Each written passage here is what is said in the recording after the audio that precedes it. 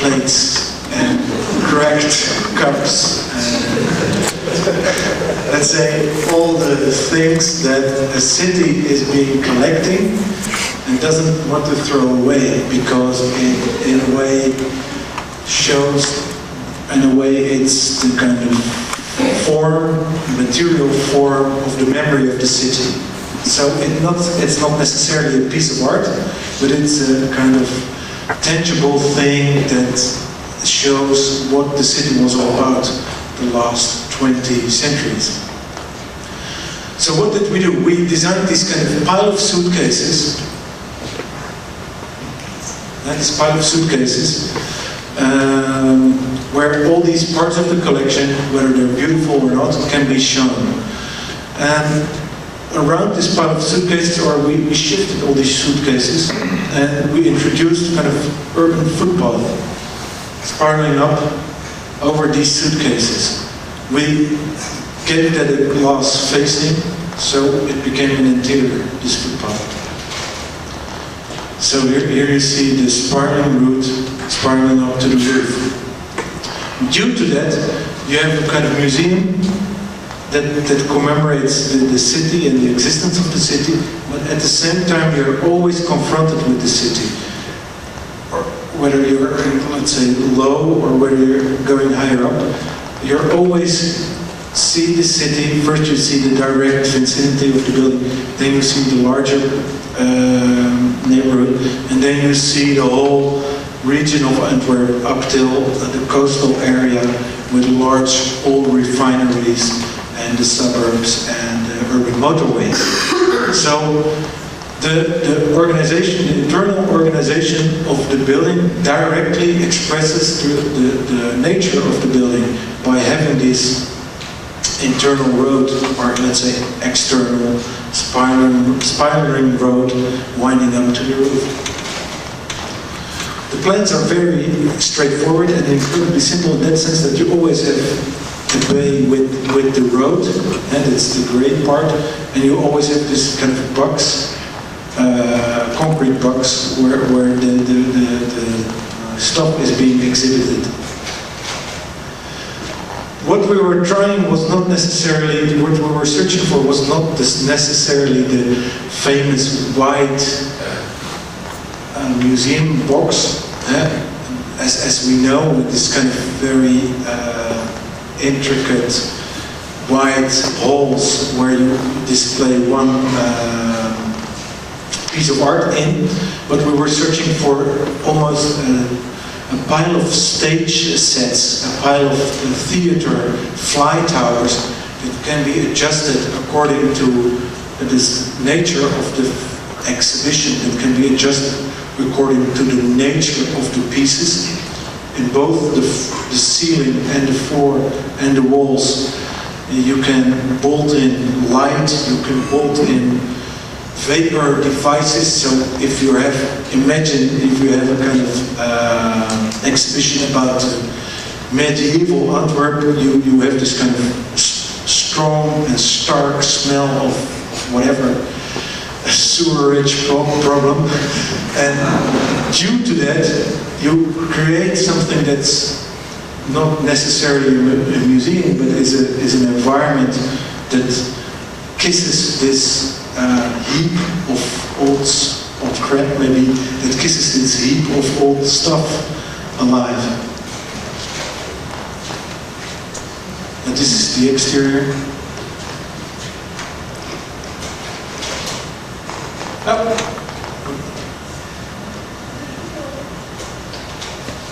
Oh,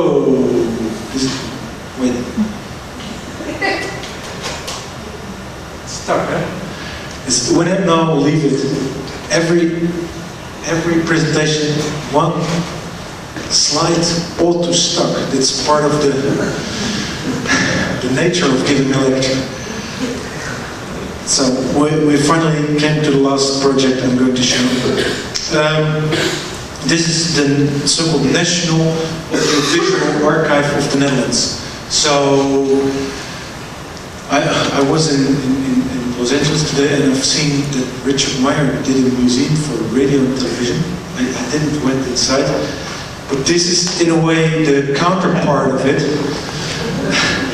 But it's different in attitude in that sense that we also got the thing, the tape that ought to be collected. So the building consists out of different elements. First of all, a kind of large bunker where all the tapes and all the things for 100 years of radio, television and movies, all the non-fiction movies and documentaries are also being housed here.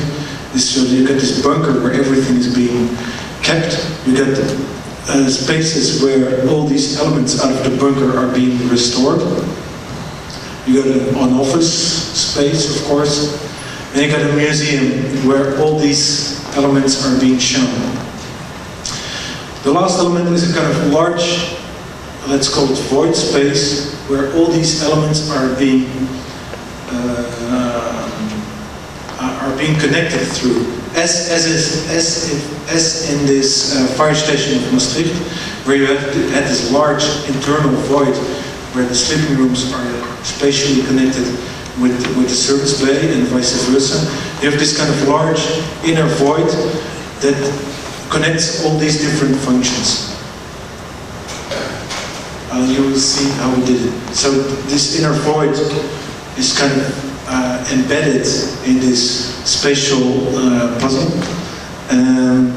Half of this building is being sunken into the ground. So we created this kind of huge wine cellar because the frost in winter only comes up 1 meter into the ground.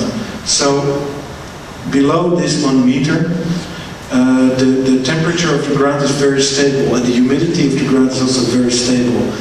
Due to that, we were able to create this kind of vast wine cellar where all these tapes are being kept.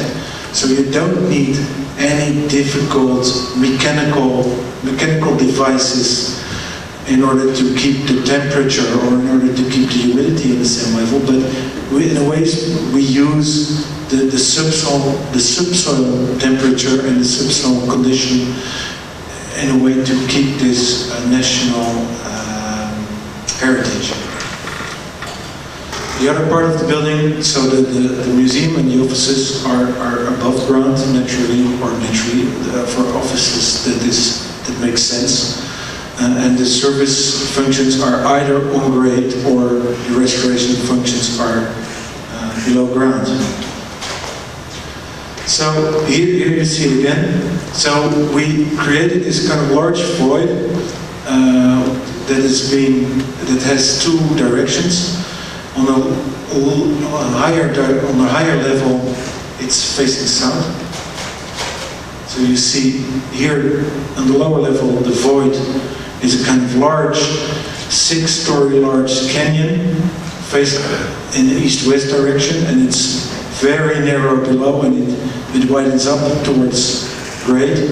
And the upper void is facing, or let's say north-south oriented. It opens up to the southern sun and is getting narrower up getting narrower to the roof. So this, in a way, this shape is a kind of counterform of the shape below, as if this museum is a kind of projection of everything that's being cut away in this archive basement. So you see it here again, the cascading form of the museum, and on the other hand, the cascading form of the archive pit. So when you enter, you in a way crosses, so you enter the building in the middle, grade is in the middle, so you cross this large bridge and you cross this kind of very deep canyon as a burial site. So you got this kind of Greek burial sites or Mediterranean burial sites where all the graves are either in a rock or in a large wall. So you imagine you have this kind of large burial site, this wall going down, showing all the names and numbers of the different elements that are being stored behind. Going up, you get a strange red building or museum hovering above the archive. Hey, originally this one wasn't upside down and I checked it, so somebody was messing with my slides. So, I don't know who did this, but could somebody turn this please?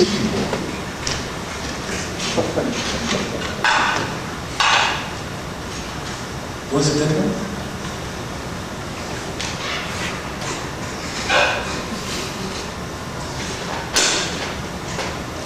Okay. Hey! Again. Well, what happened? Wait, that do anything?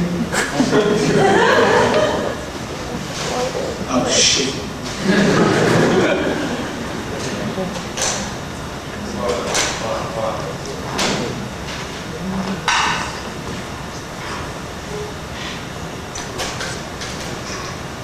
Hey. No, we not want that.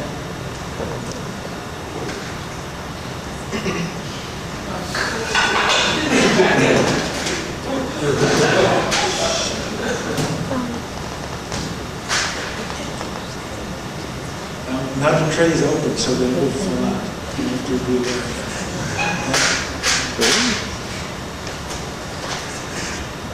That's the first. That's good. No? One? Okay, thank you. Thank you very much. Probably you weren't the person who was messing with this.